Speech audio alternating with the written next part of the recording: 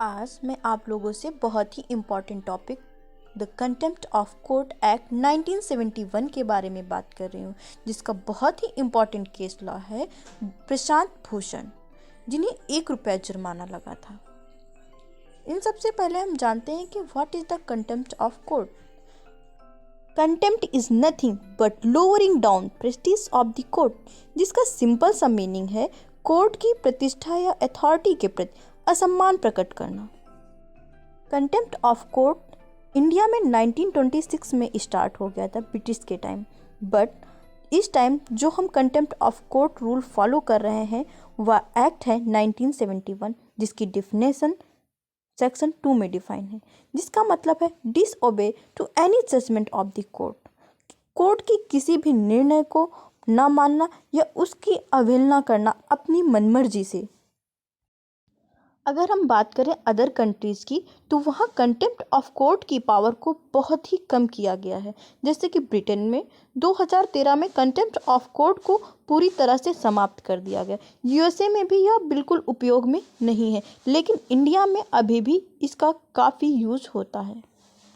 जैसे कि हम इन पिक्चर्स के माध्यम से यह बताना चाह रहे हैं आपको, हमारे देश में कॉन्स्टिट्यूशन ही सुप्रीमेसी है, और अगर उसके किसी निर्णय की अवमानना करना या उसकी इमेज को नीचा दिखाना, यह सभी चीज़ें कंटेम्प्ट ऑफ कोर्ट के अंदर आती हैं। कंटेम्प्ट ऑफ कोर्ट को 2 टाइप्स में डिफाइन किया गया है। नंबर 1 सिविल कंटेम्प्ट, जिसको सेक्शन 2B में डिफाइन किया है। नंबर 2 क्रिमिनल कंटेम्प्ट, जिसको सेक्शन 2C में डिफाइन किया गया है। इस एक्ट में टोटल 24 सेक्शन है। इन सेक्शंस में यह बताया गया है कि इसकी डिफिनेशन क्या है, इसकी पावर क्या है, सुप्रीम कोर्ट, हाई कोर्ट इसे किस किस तरीके से लागू कर सकते हैं।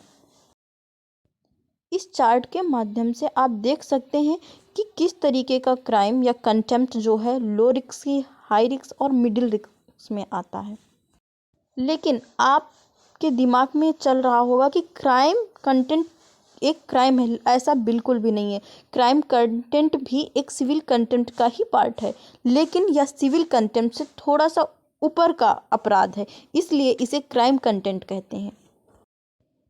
Civil contempt and criminal contempt में डिफरेंस क्या है? सिविल कंटेम्प्ट को section 2B and criminal contempt को सेक्शन 2C में डिफाइन किया गया। अगर हम बात करें सिविल कंटेम्प्ट, सिविल का मतलब है विलफुल डिसओबे, मन मर्जी से ना मानना जिसे कोर्ट ने पास किया हो, जैसे कोई डिक्री, कोई ऑर्डर, कोई डायरेक्शन।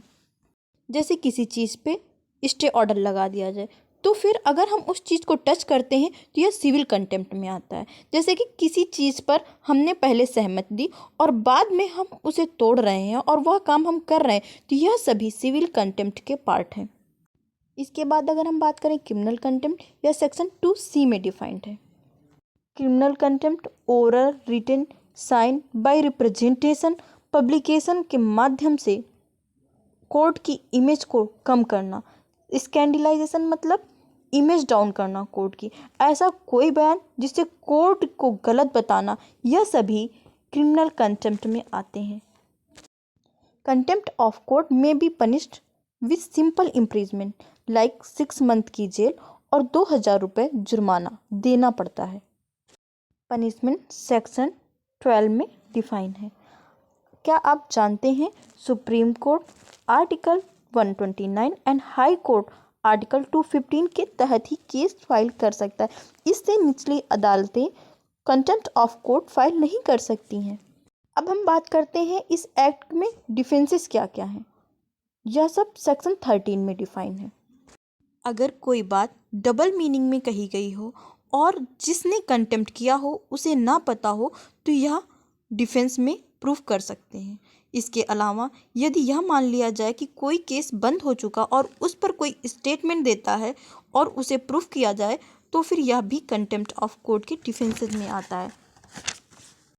अब मैं आपसे अपने केस लॉ, जिसके बारे में मैंने स्टार्टिंग में बात करी थी, प्रशांत भूषण का केस लॉ, यह बहुत ही इम्पॉर्टेंट है। इन्होंने जस्टिस SS बोबडे पर ट्विटर में एक कमेंट किया और वह कमेंट ऐसा साबित हुआ कि हमारे कोर्ट की इमेज को डाउन कर रहा है, जिसके लिए इन्हें कोर्ट ने 1 रुपये जुर्माना लगाया।